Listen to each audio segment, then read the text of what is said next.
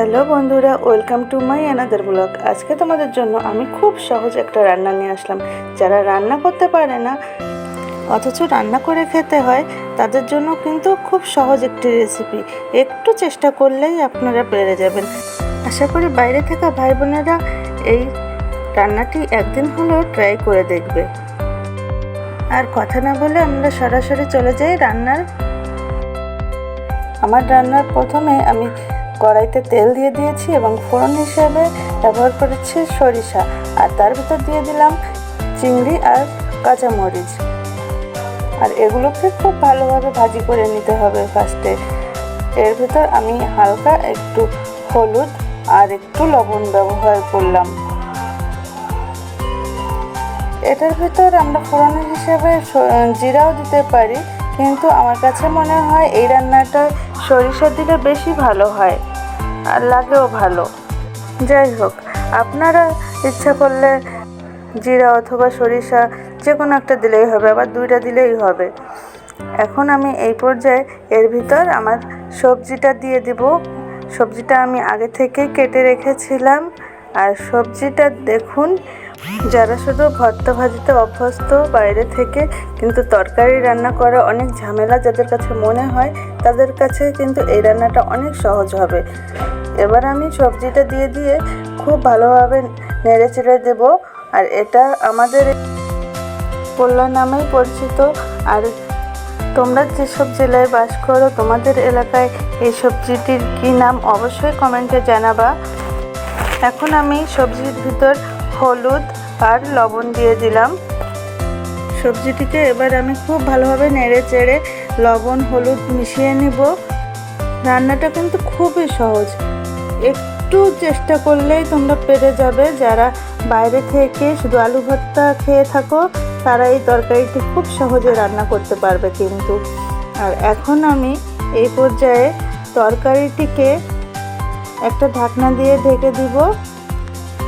বন্ধুরা, তোমরা নিশ্চয়ই খেয়াল করেছো, আমি কিন্তু রান্নার ভিতর জল দিই।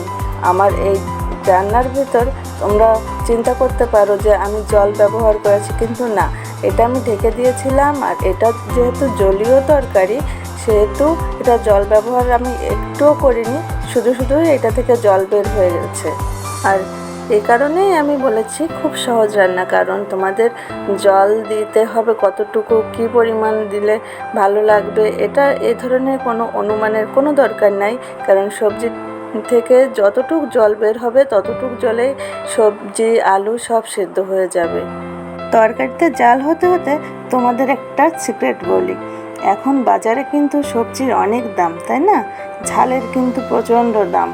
আর তোমরা তরকারিতে যে ঝাল ব্যবহার করবে, একদম তরকারি রান্না করার প্রথমেই তোমরা ঝালটা দিয়ে দিবে। তাহলে তোমার যেখানে 5টা ঝাল লাগে, সেখানে তোমার 3টা দিলেই কিন্তু হয়ে যাবে। তুমি যদি তরকারিতে 5টে ঝাল রান্নার মাঝামাঝি ব্যবহার করো, কিন্তু তোমার কিন্তু ওই পরিমাণ ঝাল বের হবে না, যতটা তোমার রান্নার প্রথমে দিলে ঝাল বের হবে। তাই তোমরা ঝালের যখন দাম বাড়বে, তখন একটু তাড়াতাড়ি ঝালটা দিয়ে দিলে। এই দেখো, কথা বলতে বলতে আমার তরকারি কিন্তু প্রায় হয়ে আসছে। অনেক সহজ রান্না, তাই না?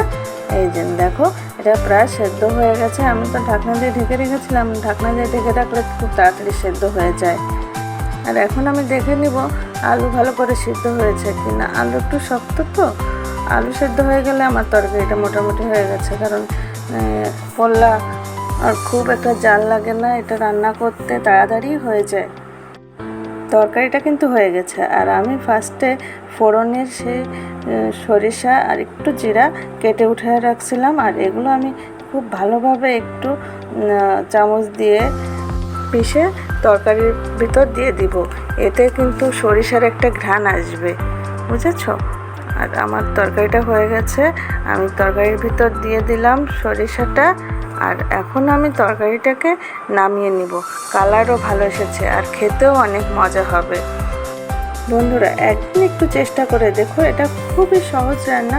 তোমরা খুব সহজেই এটা রান্না করতে পারবে। দেখো, আমার রান্না শেষ আর আমি নামিয়ে নিলাম তরকারিটা। আজকে তাহলে এ পর্যন্তই। দেখা হবে, কথা হবে অন্য কোনো ব্লগে। ভালো থেকো তোমরা। টাটা।